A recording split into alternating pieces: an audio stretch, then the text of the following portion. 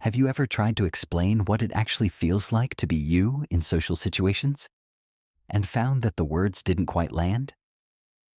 Maybe you've said something like, "I just need time alone to recharge." And the person you were talking to nodded, but you could tell they thought you meant something simpler than what you were actually describing. Something like shyness or being reserved or just preferring quieter evenings. And you let it go because explaining the rest of it felt like more than you had energy for in that moment. Here's the thing. Most of what gets labeled introversion in popular conversation is surface level. It's the preference for smaller gatherings, the enjoyment of a quiet night in, the slight reluctance around small talk. And those things are real. But they're describing the outside of something much more specific.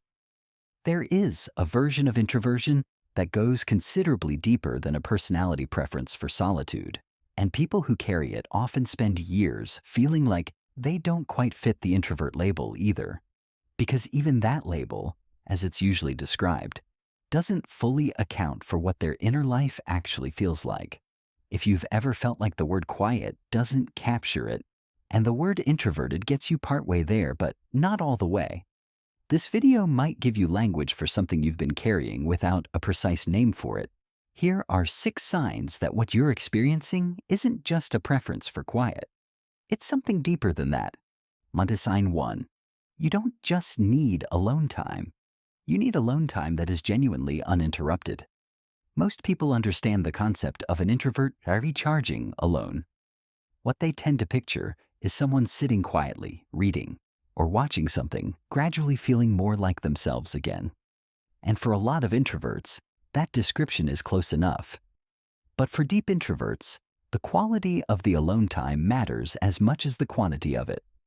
An hour of solitude that gets interrupted 3 times by a phone notification, a question from someone in the next room, or a demand that requires a social response, even a small one, doesn't count. It doesn't restore anything. In fact, it can sometimes leave you feeling more depleted than if you'd simply stayed in the social situation, rather than half escaping it. What you actually need is a particular kind of uninterrupted interior space. Time where nothing is asking anything of you. Where you're not on call, not partially available, not managing the low-level awareness that someone might need something from you at any moment. The moment that uninterrupted quality is removed, the restoration stops.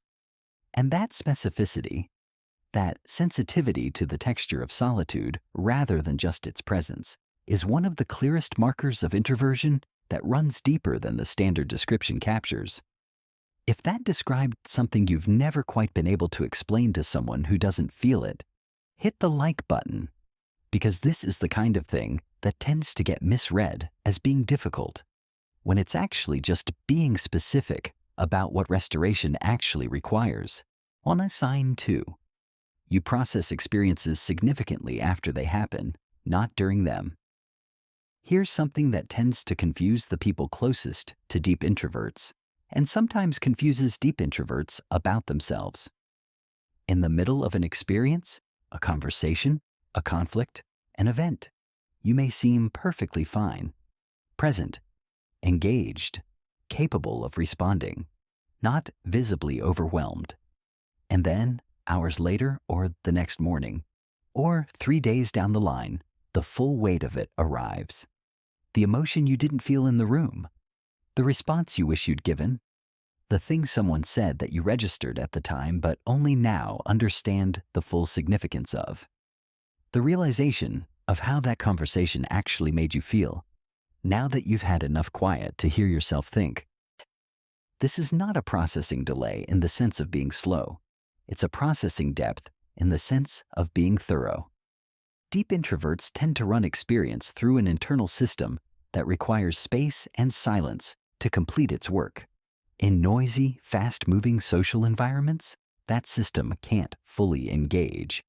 So it cues things up and returns to them later. Which means your most honest reactions to things often arrive privately, long after the moment has passed. And that can make it hard to advocate for yourself in real time. difficult to know what you actually feel until you've had time to find out, and very easy for others to assume you're fine when you're still in the middle of processing something significant. Sign 3. Small talk doesn't just bore you. It costs you something specific. A lot of introverts will say they don't enjoy small talk. And when you ask them why, the most common answer is something like, it feels pointless, or it doesn't go anywhere interesting. And that's a real experience. But for deep introverts, it tends to be more specific than that. Small talk requires a particular kind of social performance, the maintenance of a pleasant, accessible surface, the management of your expression and your responses, the calibration of how much to say and when to laugh, and how to keep the exchange moving without it becoming awkward. For most people, this is low effort. It happens in the background almost automatically. For deep introverts, it is effortful in a way that is difficult to explain without sounding like you're complaining. Not because you dislike the person, not because you're antisocial, but because the cognitive and emotional load of managing a purely surface-level interaction with no depth to anchor to is genuinely high. The performance has no return. What deep introverts tend to find, by contrast, is that a conversation that goes somewhere real, that touches something true, that follows an idea somewhere interesting, that allows for actual honesty, is not draining in the same way. Sometimes it's not draining at all, which tells you something important. The issue was never people. The issue was the specific kind of engagement that small talk requires, and the specific kind it doesn't allow. Save this video. And because what the final signs point toward is something about the way deep introverts are often misread by the people closest to them. And having this framework on hand is useful the next time you're trying to explain yourself to someone who experiences the world very differently. Sign 4. You have a rich, detailed inner life that most people never see. This one is easy to underestimate in a list like this because it sounds like a compliment rather than a description. But it's worth being specific about what it actually means and what it costs.